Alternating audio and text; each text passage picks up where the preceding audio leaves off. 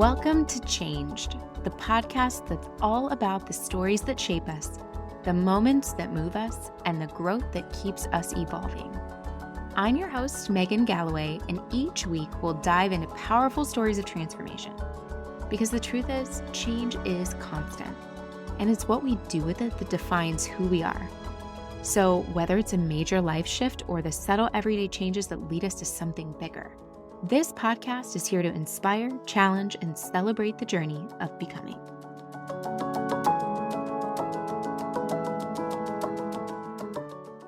Hi, and welcome back. I am so excited you're here. I am Megan Galloway. I am your host for today, and I am absolutely thrilled to have Jessica Winder here with me. She is just an incredible human being who I've been so fortunate to meet and someone I consider a friend too.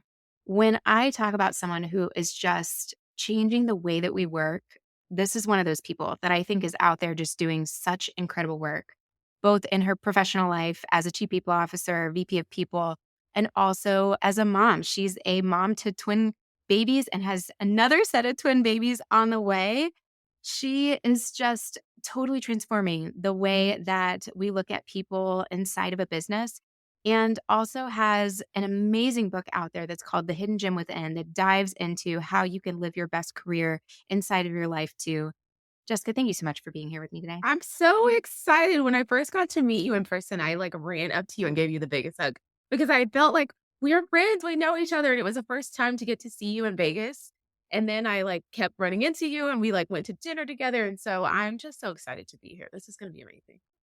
I know. I so appreciate it. This is going to be so fun. And I just absolutely love the fact that as part of this podcast, we just dive into all sorts of different things. Yeah. And the first question, of course, is super easy, not deep at all, but it's this question of what one moment has changed you the most as a person? So there are so many moments that came to mind, but I don't know why today of all days, I think I want to talk about the beginning of it all. And so my path to getting into HR was I wanted to go to medical school. But if you actually go back a little bit further than that, probably, I think I was in junior high. Growing up, it was me and my sister, and I have an older half brother, but he never lived with us. So I was always the oldest and then my younger sister in our household.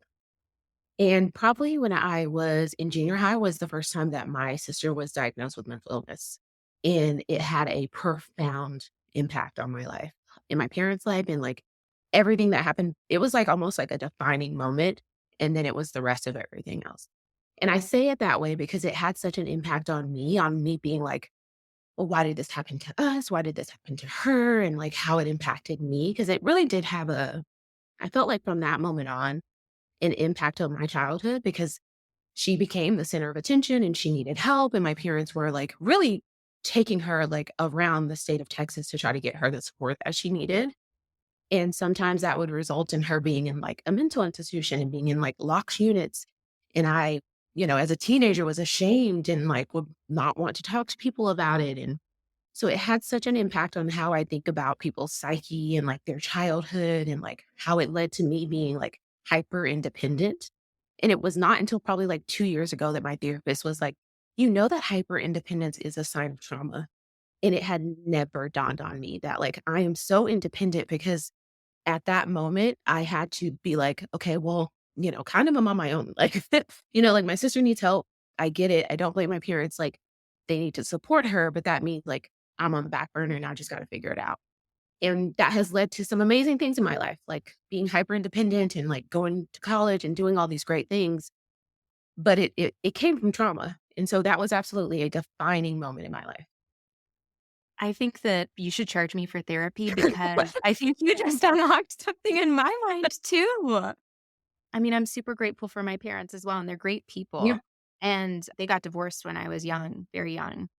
And I was the oldest sister. I have half siblings or step siblings as well, both.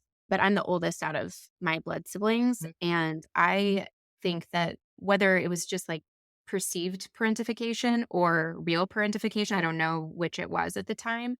But the trauma of going through that experience, even though it was the right thing for my family, Yeah. I'm glad that my parents made the decisions that they did and that they both are tremendously happy now. But maybe that's why I'm hyper Yeah. independent. I think No, maybe you just I'm completely just unlocked that for yeah. me. It really and I'm telling you, I've gone through, many years of therapy, not about this, but about just a lot of things that have happened.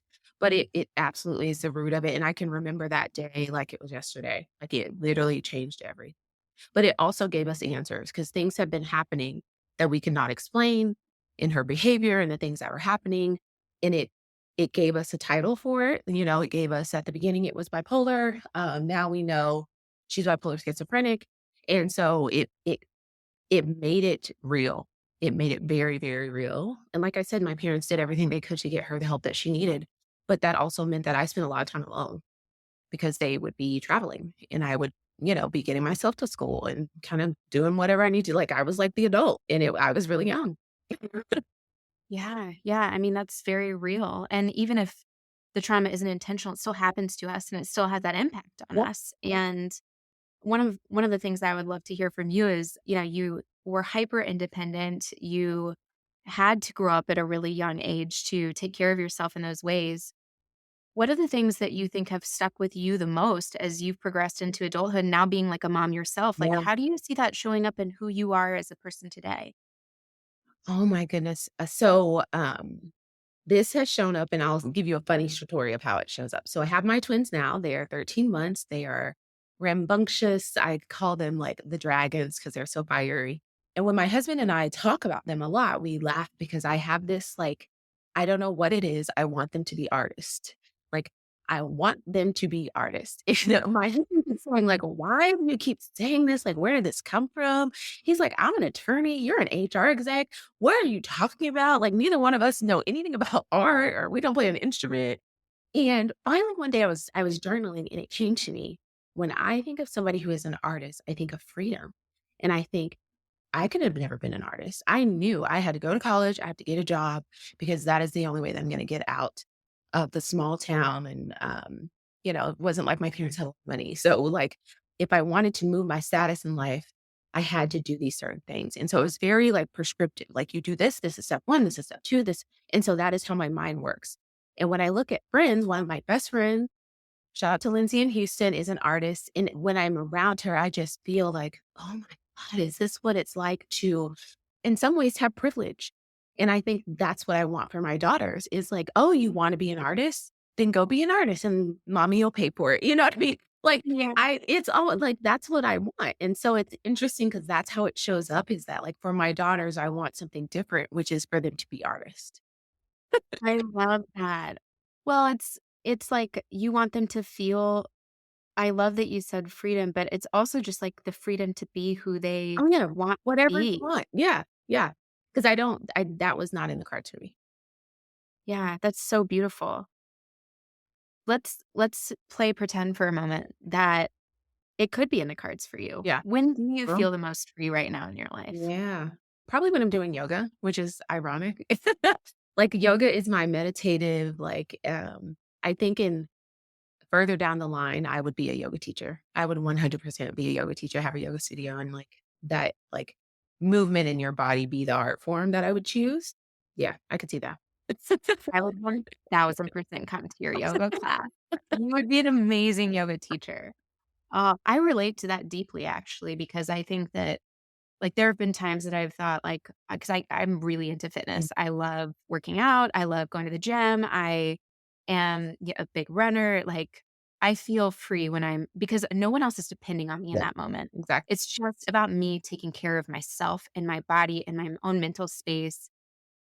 And I think that whether it's like yoga or whether it's another form of physical exercise, it is a way for you to like find Oh, yourself yeah. through that activity and a lot of what we do as professionals inside of the workplace mirrors that Oh, yeah. too, right? Yes. We want people to feel free inside of the workplace to be the kind of people that they want to be Mhm. inside of, the constructs of what is corporate America. Yeah. And I think that goes to kind of I have this whole like burn it down, we need to start over.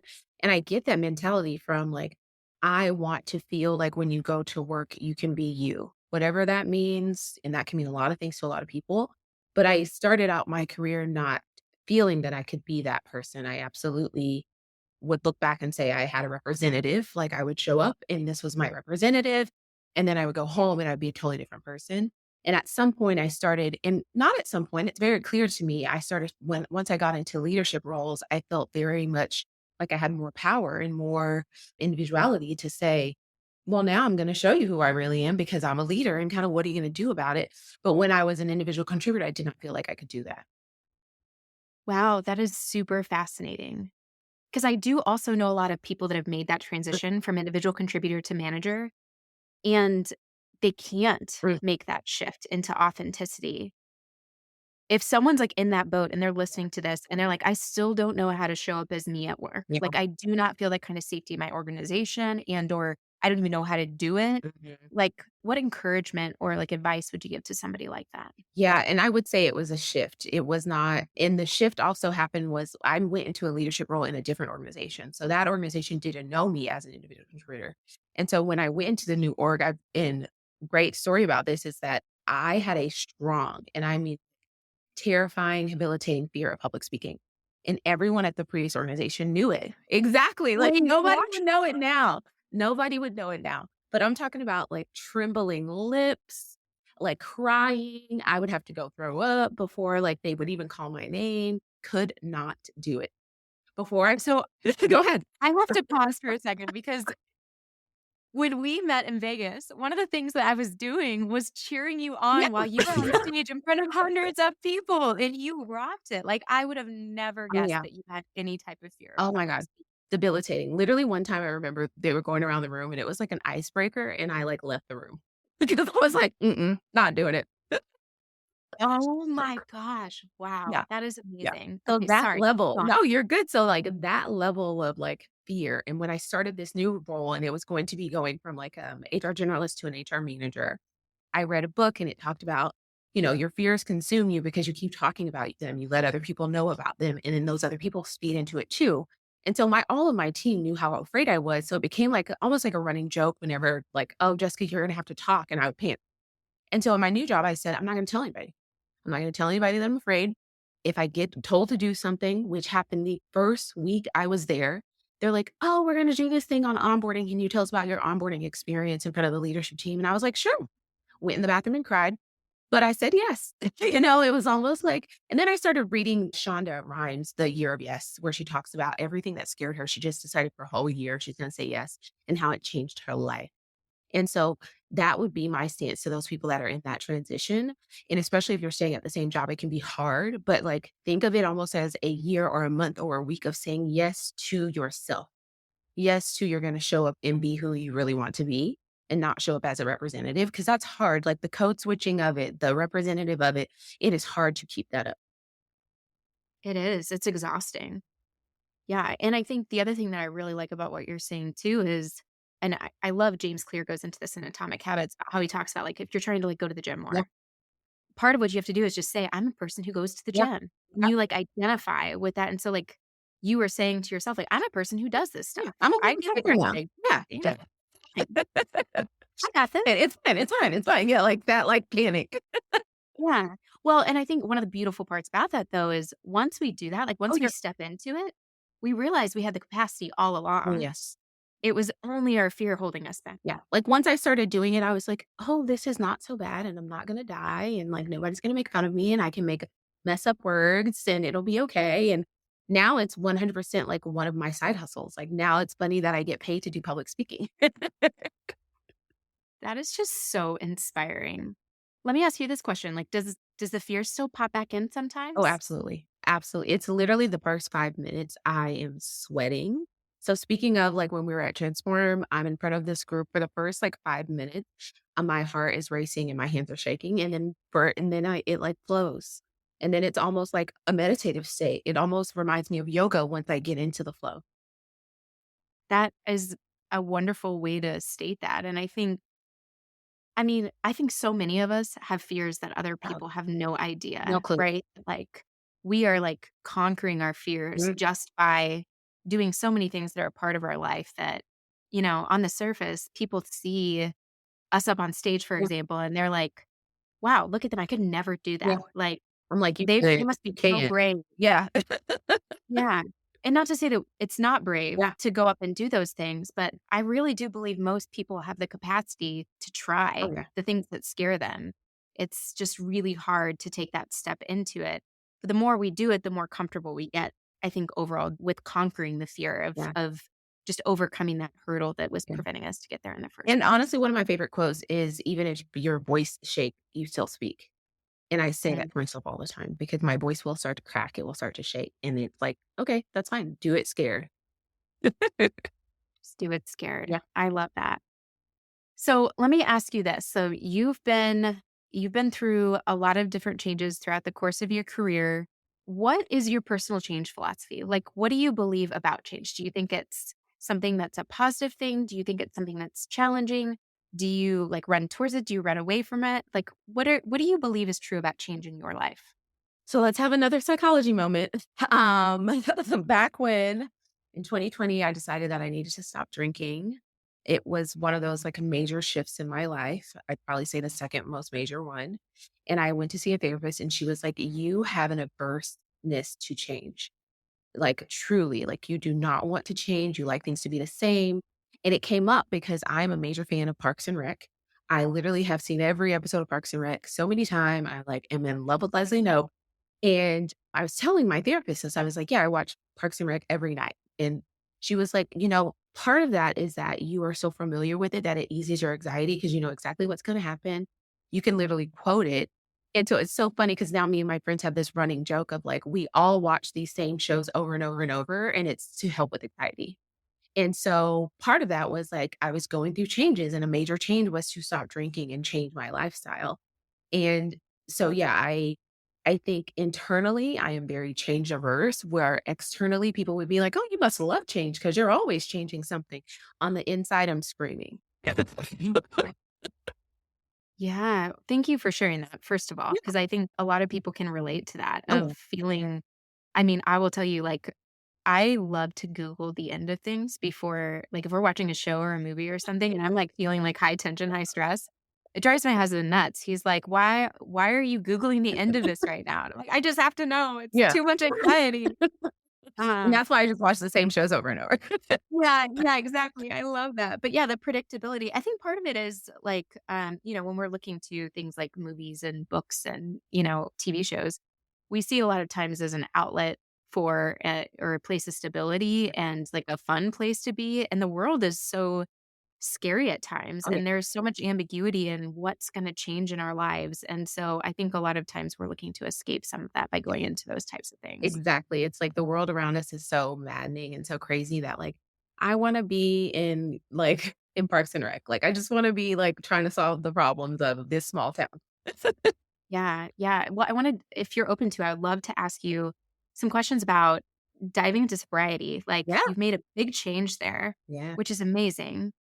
What have you noticed about how that's enabled you to become the person that you are today after making that change? Oh my goodness. It's so much. I always say everything good in my life is because I decided to get sober. Because I was like, I feel like on the cusp of like losing it all. I had such a hold on everything, but it was like a chokehold. It was not like a healthy hold. It wasn't, I didn't have boundaries. I didn't have, to be honest, at the time, and this was around 2019, the beginning of 2020, actually right before the pandemic is when all of these things started to come up where it was like clear that I needed to stop drinking. And I kept saying, but who am I going to be? Like, I'm a fun girl. Like, well, like I like to go to bars. I like wine. Like I had made it into like, this is part of who I am. Like, this is like, who would I be? And I remember saying, nobody's going to be my friend. Who would want to be friends with me if I'm not fun? And I remember people being like, what are you talking about? But it was so in my mind that like, this is the fun Jessica. And then there's the serious side of Jessica. And I had held on so tightly to like everything around me was falling apart, but my job. Because in my mind, you couldn't tell me that like I was doing bad or I had hit rock bottom because I was accelerating in my job. Like because it was all that I cared about. So I literally would like be out drinking, go home, work because it was like the one thing that I felt was constant and that like no one could take away from me. Even when like family and friends would say you need to stop, I'd be like, well, you can't really tell me what to do. So my job was like the stronghold in my life when I was drinking. And then it morphed into like now my job is a part of my life, but it's not everything to me anymore. Now I have a family and I have a husband who's also sober. He's been sober for almost 10 years. And it's funny because when I met him, I actually lied to him because I was ashamed. He told me that he was sober and he said, like, oh, like, do you drink? And I said, no, I don't drink. And he said something about like, oh, do you go to meetings? Meaning like, are you in recovery? And I said, no. And I got off the phone with him, cried because I felt like I just lied to this guy and I actually really like him. Called him back and was like, "Hey, I lied to you. I am in recovery and I actually do need help and I'm getting the help that I need."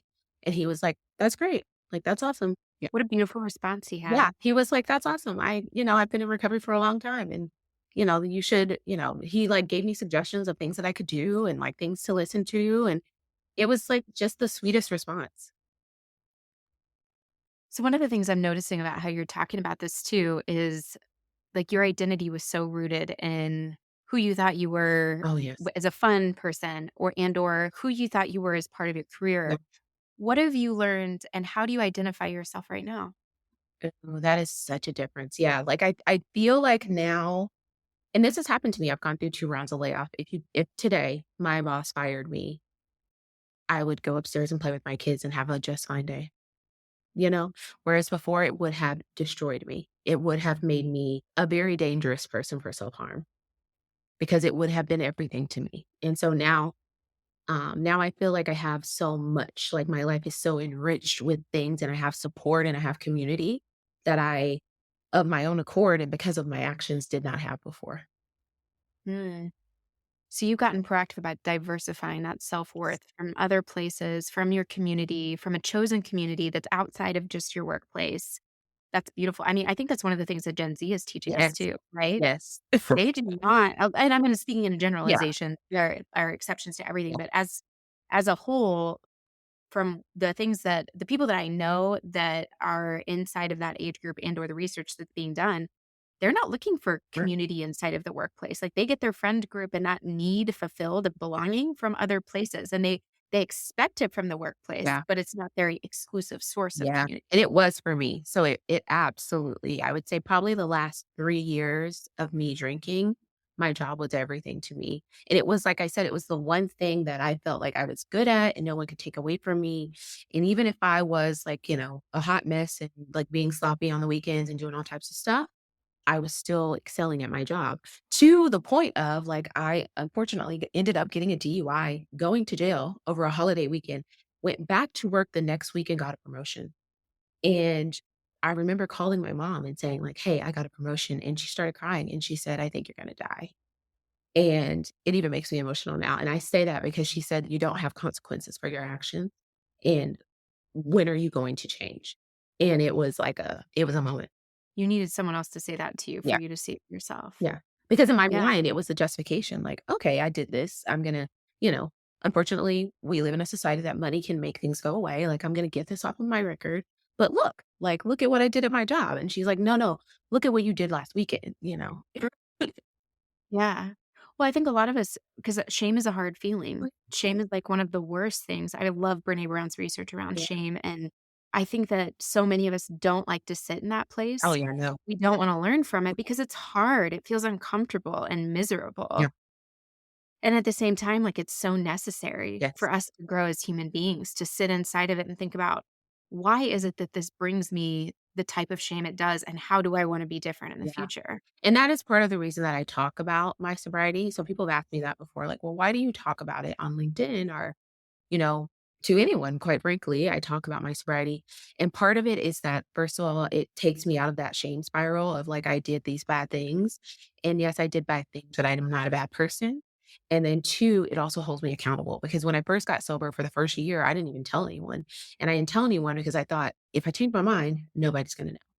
But then when I started to talk about it, I think, now I'm almost 5 years in. If I was out somewhere and I had a drink, it would be questioned, "What are you doing?" Whereas before, people would have been like, "Oh, what's wrong?" Nobody would have known. And so it also holds me accountable. I love that. I love that. We dove real deep Yeah. so far. I love it. Thank you so much Of for being course. so open and for sharing your experiences. Because I do think that for anybody listening, like, part of what I think is so beautiful about these conversations is every single one of us has moments that we feel like we want to be different and that force us to be different. And I think when you're in those moments, you feel so alone. Yeah. So I think when we talk about it, at least for me, like hearing your Yeah. experiences, it's A, super inspiring, but B, it makes me feel so much less alone in the hard things I feel like I go through sometimes. You can shine a light on it, and I've done a couple of, like, sobriety talks, and the last thing that I normally say in those conversations is that, if you can hear the sound of my voice, you can change. Yeah, that's beautiful. I love that. Well, are you ready for the speed round? I am, let's do it. Okay. What's one thing you used to hate but now you love? Ooh. I mean, I used to really hate, like, Zoom and, like, calls and stuff, and now it's my life. I really Oh my did. gosh, I so many hate people can relate to that right now. it. Now it's literally, like, part of my day-to-day job, and it's I'm fine with it now. Yeah, I love that. What's one book or movie that has completely changed your perspective? I'd say The Year of Yes. The Year of Yes by Shonda Rhimes. I read it every year, and it just kinda re-sparks something in me to say yes. That is beautiful. You are a rewatcher and a rereader. Yeah. I love that. I love that. Oh my gosh. All right. If you could instantly master any one skill or habit, like you wake up tomorrow morning and you are now the expert at XYZ, what would that thing be? I'd say languages. I would learn all the languages, and I say that because I love communicating with people, and I feel like it would open up so many doors if tomorrow I knew all the languages. That would be so fun. Yeah, I would talk to everybody. I already do, but sometimes it's hard. Yeah. Sometimes it is a little bit more challenging. I absolutely love that. Last question. What's one thing you wish you could change about our world right now? Oh, that's such a good one.